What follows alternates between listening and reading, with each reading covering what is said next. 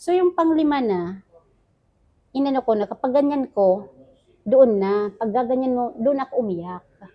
Nung nilalagas na. O nanlalagas na, pag gaganyan mo pa lang, kikita mo, hindi ako nasasaktan na wala ako ng buhok. Sabi ko, ito na to, ang talagang may cancer na ako. Dito ko naramdaman na may cancer na ako. So sabi ko, ito na to. Pero sabi ko sarili, buhok ka lang, tutubo ka. Wala bang tissue? Ala, wait lang. Naiyak ako. Sorry. Wait lang kung wala akong tissue. Bakit walang tissue? Excuse me. Can I ask for tissue? Dito ko natutunan na ito pala yung community na gusto ko pong pagsilbihan. He blessed me. He blessed me with these thoughts and these ideas to put it together. Eureka! Kumusta kayong lahat? Ngayong araw na to ay isang pagkakataon na naman ang meron tayo na makakakilala ng isang tao na maituturing ko na mayroon ulit na inspiring na kwento ng buhay. Bukod doon, ay meron din siyang isang hobby na ginomit niya para maging isa sa mga source ng kanyang lakas at pag-asa. At sa pamamagitan nyo ng pagko-crochet. So ngayon, kilalanin natin ang aking guest para sa aking Eureka with Eureka ay walang iba kundi si Miss Jackie. Hi, hello. Hi, Miss Jackie. Kumusta? Thank you very much. Kamusta? Okay lang naman ako. Medyo kinakabahan ako. Una at ano ko ngayon na sa salita. Kasi hindi ako sanay sa na salita. At salamat din, Miss Jackie, na kahit na biglaan, kasi actually mamaya meron kaming workshop na para sa mga kagrupo namin tungkol sa pagkukrochet. And si Miss Jackie talaga yung talagang nag-volunteer na, willing ako na i-share yung kaalaman ko sa pagkukrochet para sa mga kapwa natin, mga kababaihan sa grupo. Kaya naman sobrang saya ko. At then bigla kong naisip na, bakit hindi na lang ngayon gawin yung pag-interview sa kanya? Dapat sa susunod pang month. Pero yun na nga, naisip ko na ngayon. Now is the right time para mag-inspire si Miss Jackie sa aking mga viewer. Yes, hello. Okay. Ito yung buhay ko ay isang, sabihin na natin, surprise. Ang tanong ko sa mga tao ngayon, kung maalala nyo may isa, pag nakakarinig kayo ng cancer, anong iisipin mo? In case ikaw, Miss Eureka, anong iisipin mo pag cancer? Siguro pag narinig ko yung salitang cancer, una, napakasakit na karamdaman kasi kahit may lunas, ang proseso ay sobrang hirap at bukod doon financially sobrang mahal. So, Tama yan. yun yung unang maiisip ko na Yes. hindi ko gugustuhin na magkaroon dahil hindi ko kakayanin. Tama. Emotionally, physically, and at the same time financially. Yes. Ako si Jacqueline Fuentes, at 48 years old. I am diagnosed stage 2 cancer, triple negative, active. Ang kwento ganito, last January, nasa London kami, sobrang lamig, negative 0. Yung dito, sobrang sakit, parang kinurot. Nung kinurot na yun, 30 seconds, tapos sabi ng amo ko, gusto mo pa-check up? Sabi ko, hindi, mawawala yan. So, inano ko, nawala. Pero yung sakit na hindi mo makakalimutan. So, after 3 months, bumalik kami sa Duha, nagpa-check up kami. In short, kahit anong-ano ng doktor, walang nakapa. So, sabi ng doktor, willing ka magpa-biopsy? Sabi ko, okay, walang problema. Wala ka bang naramdaman? Wala bang nahilo, nasuka, namaga, nagkalagnat? Sabi ko, almost 3 years, wala akong lagnat, wala akong sakit. Sabi niya, okay. So, ang doktor nagulat din. Kasi, bakit ganun ang pain? Walang symptoms. So, nagpa-biopsy. So, yung sakit na naramdaman mo, parang kinurot lang. Kinurot lang, as in kinurot, as in very pain. Tapos 30 seconds na wala. Hindi na yan naulit. So, nung tinanong ako, okay, nagpa-biopsy ako. April 27, nagpa-biopsy ako. So, May 3, na lumabas ang, ito na. Ang resulta. Resulta, ito na. Yung resulta na yun, hindi ko alam kung matutuwa ako or ano. Kasi May 3 is the date of anniversary, by the way, ng anak ko. That time, the same time na result. So in short, pumunta ako doon sa doktor. Ito na. Sabi ko ng doktor, ito na yung result. Ano ang gusto mo? Na result, bad or no? Sabi ko, gusto ko yung bad. Sige, umupo ako at that time. Sabi niya, you have stage 2, triple negative, active. Super active daw. So ang tanong ko sa doktor, ilan buwan na lang ang itatagal ko? Kasi ako gusto ko, frank ka, ayoko ng paliko-liko. Tapos tinawanan ako ng doktor. Sabi ng doktor, why you ask? I have too much patient here. No one is asking like that, only you. Pinagtawanan nila ako. Hey, this is, what are you telling? We are not, it's a cancer is like running nose, head pain. And you are asking, no, doctor, I want the truth. Because if you will do, I accept, I want the real truth. I don't want that like this. And then they are laughing. But the reality after that one, I cry. Why I cry? Because why me? No, hindi ako nag-ano ng why me. Hindi ako ang ano ko, paano na ang pamilya ko. Yan naman talaga ang isa sa mga unang tanong natin. Paano ang pamilya, Yes. paano ang mga mahal natin sa buhay na may iwan.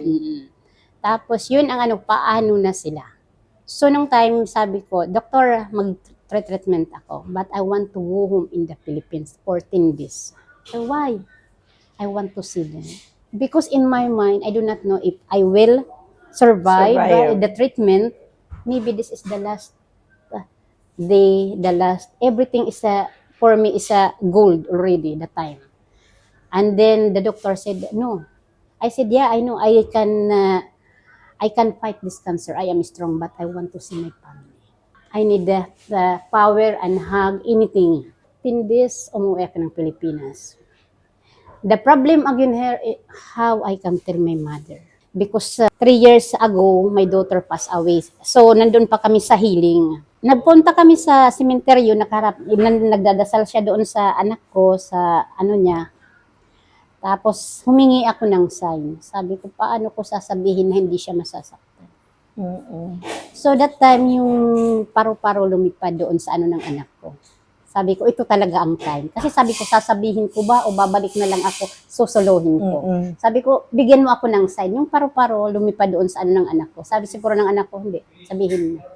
So, tumayo ako at that time. Umiiyak siya, nagdadasal. Pero wala pa akong sinasabi. Kasi tuwing dasal talaga, umiiyak. So, nang time na yan, sabi ko, ang pagkasabi ko, nanay, I have cancer. Umiyak siya. Di pa niya alam ang kwento. Umiyak na siya. Tapos, bakit ganyan? Ganyan, sabi niya. Then, sabi niya, hindi ka na babalik dito ka magpapagamot. So, ang gusto nila, alagaan ako. Sabi ko, hindi. Bumalik ako dito, gusto ko lang kayong makita. Sa Katara, pray, maganda, may amo akong supportive. At the same time, sabi ko, hindi nila ako pababayaan. As yung pag-aalaga, alam ko, sabi ko, nandyan lang kayo. Pero sabi ko, huwag kayong mag-alaga, lalaban ako. Saan pa ba ang sasakit, sabi ko? Nawalan na ako ng anak. Ano pa ba itong cancer na? Yung mawalan ka lang ng anak, yun ang pinakamasakit na. Ito sabi ko, ano na lang to sa akin? Isang kurot lang to. Tapos umiyak yung nanay kasi, syempre, nanay. So another time, sabi ko, wag mo lang sabihin sa mga pamangkin ko, o kahit sino, basta ikaw, alam mo. So bumalik ako dito, ay dinala ko sila sa Baguio, lahat kami, kasi baka ang isip ko, baka ito na ang huli kong pagpapasaya sa mga pamangkin ko. Kasi hindi natin alam, di ba? So, nag-enjoy sila, pero hindi sila nakakaalam na ganito. So, after 10 days, bumalik na ako, hindi ako nagsabi na ganito. Basta umuwi lang ako, bumalik ako as in, normal lang na gaya ng pagbabalik. Kasi every year naman ako umuwi. So, pagbalik ko dito, ito na, magkikimo na ako. Yung chemo na ang pinakakatakutan ko sa lahat. Kasi ang totoo, ang chemo ang pinaka-number 1. So, nang time na yan, sabi ko, bakit ganun? Sabi ko, parang hindi ako natatakot. Ready na ba? Sabi ko, ako mawala? Tanggap ko na ba? O dahil, sabi ko, hindi pa ako pwede mawala. May nanay pa ako naghihintay. Tapos may isa pa akong anak. So, nagkikimo na ako, sabi ko sa amo ko, amo, kasi ang iniisip ko na naman dito, yung alaga ko. Kasi ayoko makita na manihina ako, samantala alam niyang malakas ako. Sabi ko kay amo, paano pag nagpagamot ako? Sana ayoko makita ng bata. Sabi niya, sige, kukuha kita ng bahay, ng ganyan, na hindi ka makikita. Sana all na lang, supportive ang employer. Supportive talaga. Kinuha na ako ng bahay, lahat nagsulo ako, yung malapit lang ang driver, anytime malapit ko lang tawagan. Yun ang napakalaki ko talaga. So, nung nagsimula na yung chemo, yun na yung yung sabi ko sa'yo, nagpalpit talaga ang ko. 6 hours ako. Siyam na gamot na ititik mo lang, 6 na injection. 6 na. Tapos, pero sa awa ng Diyos, wala talaga akong sign, wala akong naramdaman, wala akong Pero yung sakit talaga na sabi ko, bakit ako yung cancer talaga, hindi talaga po pwede na, dahil hindi ka healthy, o hindi. Kasi ako, miss you, talagang healthy, ako. Healthy living. Oo, chocolate, di ako mahilig. Karne, hindi ako gulay ako. Tapos yung lang.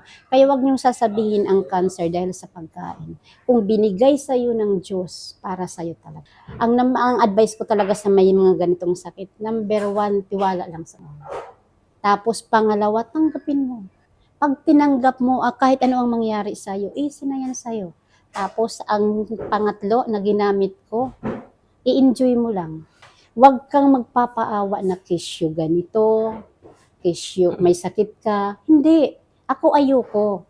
Nung nag-chemo ako, first day ko, balik tayo sa chemo, nag-chemo na ako. First day ko ng chemo, every Monday yun, miss. Every Monday. Ang chemo ko, sabi ko, bakit okay naman ako? So, hindi po pwede na ganito ako sa bahay ko. Kailangan mag-aral ako, kailangan lumabas ako. Hindi po pwede, wala naman akong sakit. So, ang ginawa ko, nag-aral ako. Ibig sabihin, hindi mo ginawang hadlang yung karamdaman Hindi, mo ginawa ko siyang inspirasyon. para magkaroon pa ng mas maraming opportunity. Oo, kasi sabi ko, ang prinsipyo ko, sabi ko, binigyan ako ni God ng ganitong sakit, may message siya. So, kung hindi ko man makuha ang tamang message, gagawin ko tong puro positive lahat. So, nung first ng chemo ko, wala akong side effect yung nakikita nyo, nagsusuka, nahihilo, tapos nagtatai sa awa ng Diyos. Wala ako niyan. Natapos ko, wala. Ang ginawa ko, nag-aral ako. Nag-ano ako ng tao, nag-explore ako, wala. Di ko dinamdam. Basta lang ako, iniingatan ko lang din naman ang Natapos ako, nag-aral. Second, kasi ang ko, 19 cycle. Every Monday yun. Ang dami. Yes, every Monday. Every Monday, iinom ako ng 6 na gamot sa isang Monday. 6 na turok, 6 na tablet. So talaga, kung hindi, buti na lang, salamat sa Diyos na ang ko, ang immune ko, matapang. So yung nag-ano na ako, nag-5. Nung lagi sila, bakit hindi ka nag-ano yung buhok mo? Kasi 4 na hindi pa nag-ano yung buhok. Naglalagas. Hindi pa naglalagas. Kasi supposed to be, 2 cycle pa lang, maglalagas na yung buhok mo. Ako, ang buhok ko hindi naglalagas. Pang-5, parang na ako pati yung doktor. Kasi baka daw hindi nag-i-effect yung gamot. Pero sabi, wala kang side effect. Hindi naglalagas yung buhok mo. Baka hindi nag-i-effect. Sabi ng doktor, sure ka? Sabi ko, oo. So yung pang-5 na, ko na, kapag ganyan ko, doon na. Pag gaganyan mo, doon ako umiyak. Nung nanlalagas na. Nanlalagas na. Pag gaganyan mo pa lang, kikita mo, lumulo. Hindi ako nasasaktan na wala ako ng buhok. Sabi ko, ito na to, ang talagang may cancer na ako. Dito ko naramdaman na may cancer na ako. So sabi ko, ito na to. Pero sabi ko sarili, buhok ka lang, tutubo ka.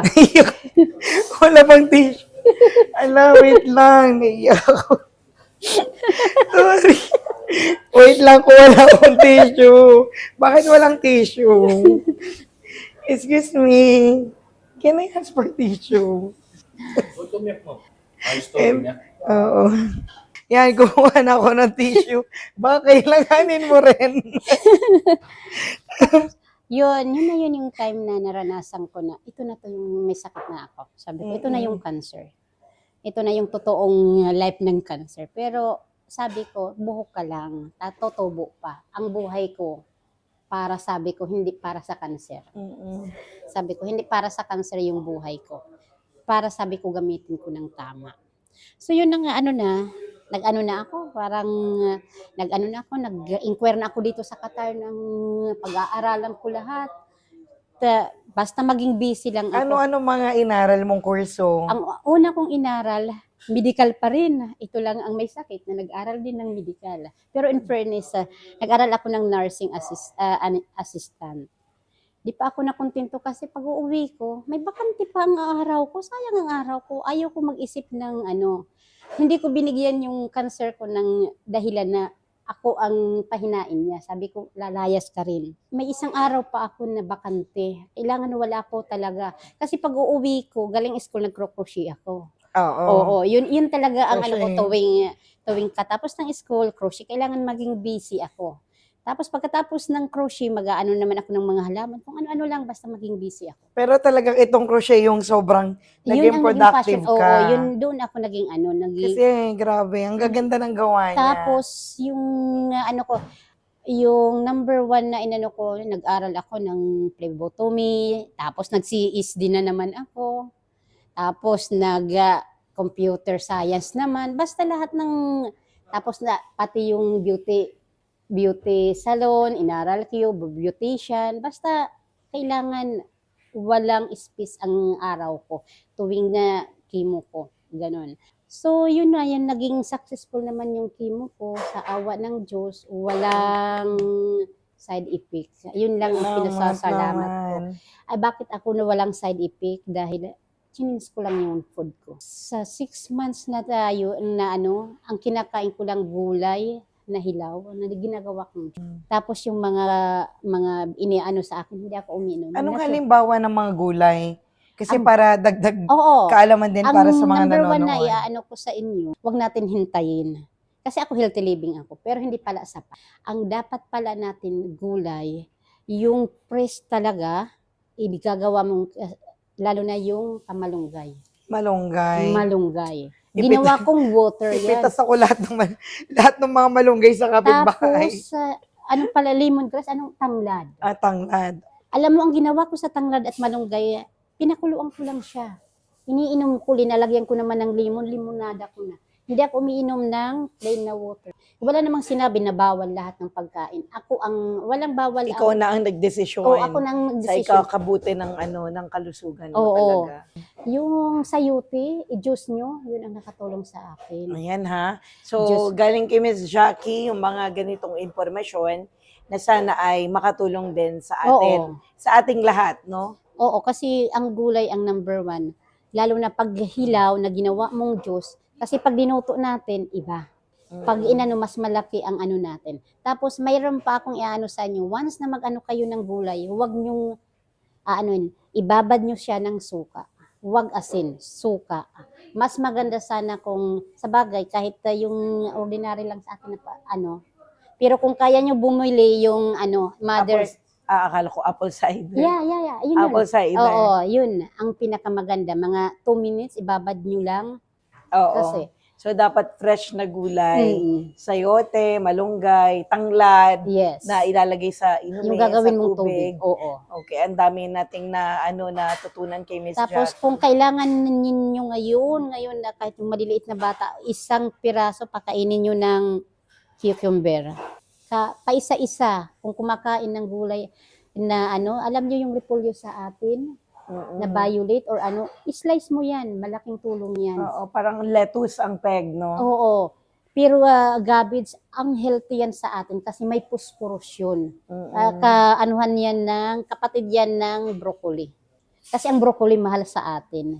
Pero yun ang ginawa kong salad na mo lang, hugasan mo lang, wag mo lutuin. Kasi pag naluto na, nalilis na yung vitamins. Kaya ang ginawa ko hilaw, yun ang number 1 na katulong sa.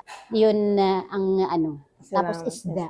Salamat, Ms. Jackie, syempre sa pagbabahagi ng mga bagay na nagpabuti sa karamdaman mo na sa tingin mo makakatulong din sa mga audience. Ms. Jackie, ngayon, ito naman tayo sa part na, yun nga, you fell in love sa pagkukrochet. Ayan, kasi grabe, ang gaganda ng gawa ni Ms. Ito, Jackie. may kwento tong hawak ko ngayon. Gusto ko muna tong i-share nitong Sige, hawak ko. sure, Miss. Itong black na bulaklak, bakit ko to nagawa? Nagawa ko to nung na-diagnose ako. Kasi ang isip ko, ito na ba yung the end ko? Kaya black. Kaya may top na red kasi umaasa ako magiging ano din ako, mag-shine din ako. Matatalo din kita. Kaya yan black ang ginawa ko. Meaningful yan sa akin.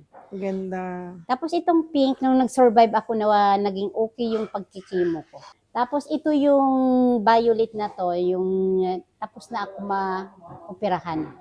Naging successful, walang nangyari sa akin. 2 days lang ako, lumabas na ako. Tapos may ginawa din akong yellow. Yun yung radiotherapy ko. Naging successful. Kung baga lahat nag-shine ako sa aking laban. Kung baga, ikiniklaim ko na ano na ako. Healthy na ako. Kaya, ano na ako ngayon. Yung paggagawa ko ng crochet, tuwing ano ko, ginagawa ko doon. Kasi ang ano ko, tuwing hook, yun ang ano ng buhay ko. Yung sakit na naramdaman ko, sabi ko, kailangan ko pagagandahin kita. Kaya lahat ng mga gawa ko, may ano yan, kumbaga may kwento galing sa puso ko yan. Kasi ito, regalo sa akin ni Miss Jackie nung birthday ko. So, flower bouquet, Yes, sling yes. bag. See?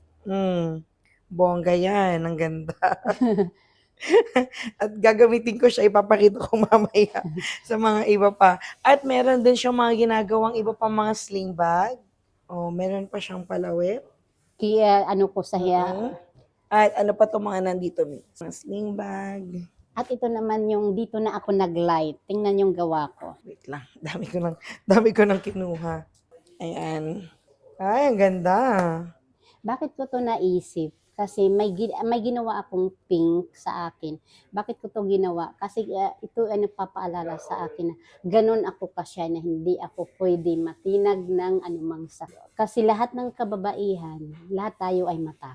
Pero dapat lang ang anuhin natin.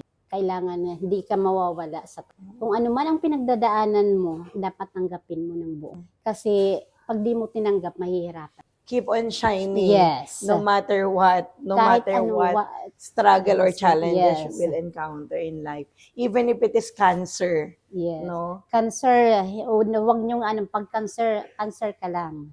Tayo human. Kaya nga, kailangan natin laban. Thank you for that, Miss Jackie. See, ang gaganda na gawa ni Miss Jackie. Iba-iba actually. Ang dami niyang mga ibang magagandang creation. So, Miss Jackie, madali bang matutunan ang pagkukrochet? Ang sasabihin ko sa inyo, pag mag-crochet kayo, magbaon kayo ng mahabang pasensya. Buti na lang, Mahabang yung pasensya pasensya. ko. Kasi talaga, kung gusto mo, parang yan, buhay eh.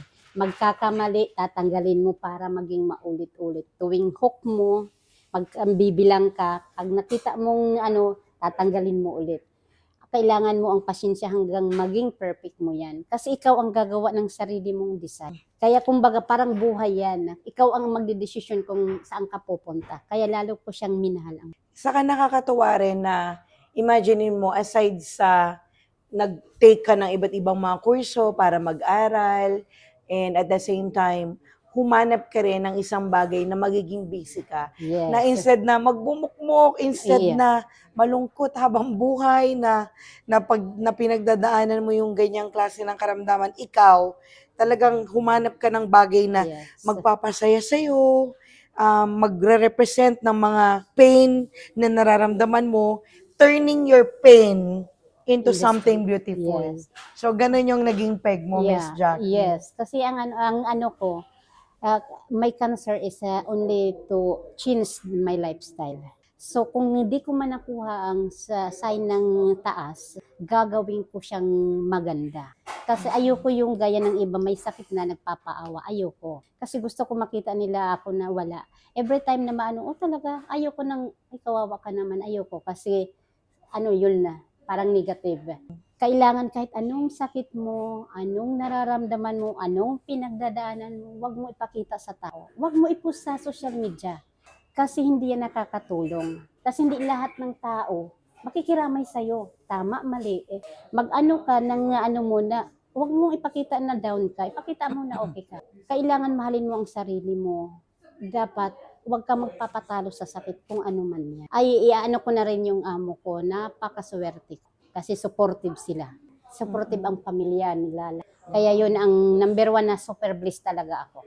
Kaya hindi ko maano kung bakit ako naka-super bliss tapos wala naman akong ginawang maganda pero nagpapasalamat pa rin. Kaya yung ngayon Yung nangyari bagay na sinabi mo na wala ka nagawang maganda, baka yan ay ikaw lang ang nakakakita. Pero sa lahat ng mga tao na nakasama ka, nagawan mo ng mabuti, may nagawa ka maganda, miss. siguro nga miss, pero sa akin kasi ayoko sabihin na basta ako napaka-bliss ko. Lagi kong sinasabi, hindi ako mabuting tao pero ang Lord hindi niya ako pinabayaan.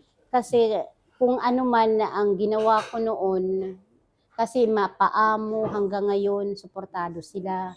Yung sakit ko, wala akong symptoms. Dapat daw sabi ng doktor, stage 2 may symptoms na bumagsak dapat lang katawan ko. Pero wala. Talagang hindi ako pinabayaan sa taas. Kaya yun ang pinasasalamat ko.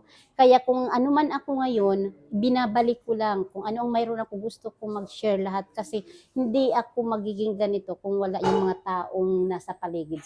Kasi yun ang ano ko ngayon parang kasi ang iba naman, lagi nang sinasabi mabait. Pero ako, gusto ko maging sa tao.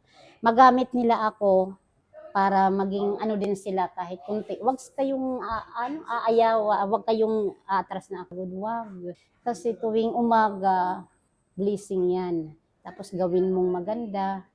Parang lang, normal lang. Huwag mong isipin. Kasi kunting bagay lang pag mo kaagad. Lord, bakit, puro bakit? Huwag mong tanong. Kasi pag tinanong mo, wala na yun. Hindi maganda. Pasalamatan mo, ibinigay mo. Kasi alam niya na kaya mo. Hindi ka bibigyan ni Lord kung hindi mo kaya.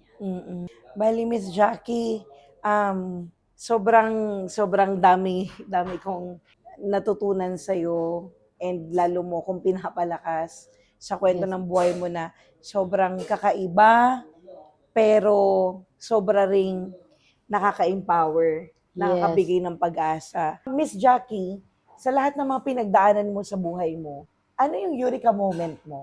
Nung na-diagnose ako ng cancer, kasi na-realize ko kahit gaano ka-healthy at gaano ka-iwas na di magkasakit, pag binigay sa'yo ni Lord para sa'yo, yun na yun yung ko. Na-realize ko ang buhay talaga, hindi mo malalaman.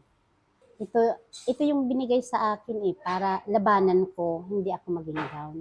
Yun ang pinaka-eureka ko sa buhay na inaano ko na gusto ko ipahatid sa inyong lahat. Maraming salamat, Miss Jackie, sa pag-share ng kwento ng iyong buhay, pati ng iyong eureka moment sa aming Yes. lahat.